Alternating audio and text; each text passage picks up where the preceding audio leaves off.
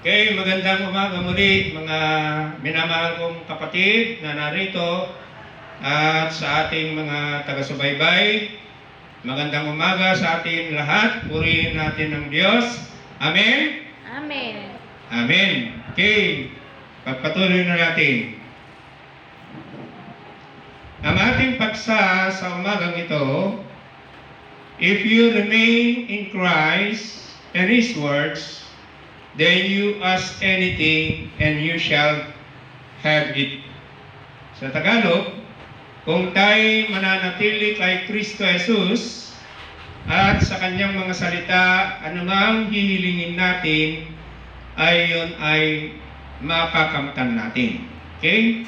Purihin natin ang Diyos dyan. Okay? Pagpatuloy natin. Sa John 15:7. Kung nananatili kayo, sabi ng ating Panginoon Jesucristo, sa akin at nananatili sa inyo ang aking mga salita, tingin ninyo ang anumang nais ninyo at matutupad iyon para sa inyo. Okay? Kaya nga, kung tayo ay nananatili kay Kristo Jesus at sa kanyang mga salita, ito nga yung ginagawa natin mga kapatid. Ito ay pagpapakita na tayo'y nananatili kay Kristo at sa kanyang mga salita. Sapagkat itong gawain na ito ay tayo pinapakita natin ang ating pananatili kay Kristo Jesus at sa gawain na ito ay tayo'y nakikinig ng salita ng ating Panginoon si Kristo. Kaya nga sabi niya, hingin ninyo ang anumang nais ninyo at matutupad iyon para sa inyo. Okay? So, dito sa gawain natin, lalo na kung tayo'y nakakaroon na ng panalangin sa community prayer natin, ay marami nang natupad sa ating panalangin.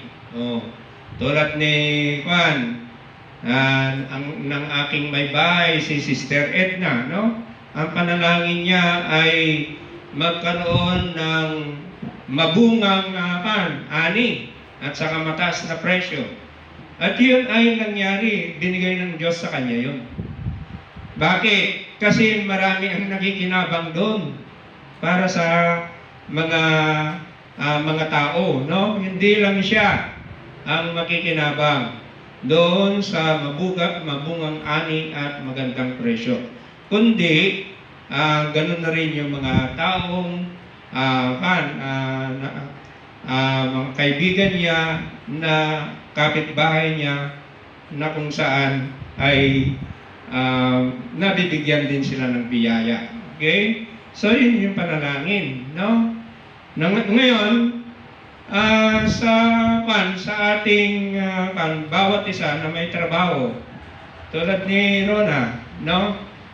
Si Rona ay mararamdaman niya sa pamamagitan ng marami siyang customer. Marami siyang customer na nag-order sa kanya ng mga kung saan ay doon siya kumikita, no? Yun ang ibig sabihin nun. Sapagkat ito ay ginagawa natin, nananatili tayo sa ating Panginoong Jesucristo. Nasa gawain tayo ng Diyos, so kung anumang hilingin natin ay matutupad yun. Okay?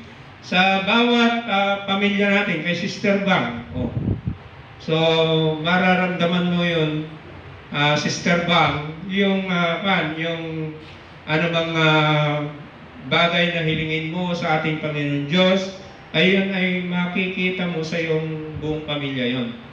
Okay? Lalo na sa paghahanap buhay ng iyong asawa. Makikita mo yan, no?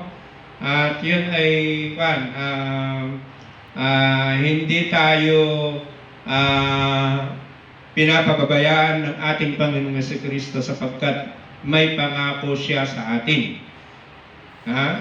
Ulitin natin.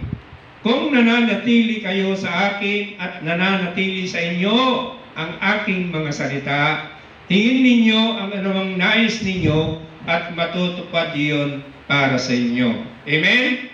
Amen. Amen. Sa ayon sa ating Panginoong Jesucristo sa John 14:12, pakatandaan ninyo, ang nananalig sa akin ay makakagawa ng mga ginagawa ko. Totoo yun. At higit pa kaysa rito, sapagkat babalik na ako sa Ama. Okay. So, ano bang hiling natin sa ating Panginoong Jesucristo? Sa pangalan niya, ibubulong niya ito, sasabihin niya ito sa kanyang Ama kasi ang ating Panginoong Jesucristo nasa kanan ng kanyang Ama. Okay? Pagpatuloy natin. So, at ano bang hilingin ninyo sa pangalan ko ay gagawin ko upang luwalhatiin ang Ama sa pamamagitan ng Anak. So, ano bang hilingin natin ay gagawin ng ating Panginoong Jesucristo. Kaya nga, ang ating Panginoong Jesucristo, tagapamagitan na siya sa atin at ang kanyang Ama. Kaya nga, ano ang hilingin natin ay yun ay matutupad. Okay, pagpatuloy natin sa John 14:14. Kung hihiling kayo ng anuman sa pangalan ko, ito ay aking gagawin. Is that? Amen? No? Gagawin ng ating Panginoon Jesucristo. Bakit? Sapagkat tayo ay nananatili sa Kanya, sa Kanyang mga salita, kaya anumang hilingin natin sa Kanya ay maibibigay sapagkat siya mismo ang gagawa doon. Okay? Amen. Amen. Pagpatuloy natin sa Joshua chapter 1 verse 8. Si Joshua ay isang kahalili ni Propeta Moses na nung siya ay si Moses ay hindi pinahintulutan ng Diyos na pumasok sa Promised Land, si Joshua ang humalili sa kanya na si Joshua ang magiging pangulo ng mga Israelita papasok sa Promised Land, tinatawag yung Land of Canaan. Sabi ni Propeta Joshua, huwag mong kaliligtaang basahin ang aklat ng kautusan. Pagbulay-bulayan mo iyon araw at gabi upang matupad mo ang lahat ng nakasaad doon. Kaya yun yung sinasabi ng ating Panginoong Jesucristo, mga kapatid, na ang nananatili sa akin at sa aking salita, anumang hilingin niya yun ay matutupad. Kaya nga sabi ni Propeta Joshua, pagbulay-bulayan mo yun araw at gabi upang matupad mo ang lahat ng nakasaad doon. Sa ganon, magiging masagana at matagumpay ang inyong pamumuhay. So, kung tayo'y nananatili kay Kristo Jesus at sa Kanyang salita, magiging masagana ang ating pamumuhay, ang ating pamilya. At siguradong anumang hilingin natin, tayo ay magtatagumpay. Amen? Amen. Amen. So, naway naunawaan natin ito na hindi tayo magsasawang na manatili sa ating Panginoong Jesucristo at sa Kanyang mga salita. Sapagkat itong gawain ito ay pinapakita natin tayo nananatili kay Kristo Jesus at sa Kanyang mga salita. Amen? Amen. And God bless us all. Amen. Amen. Amen.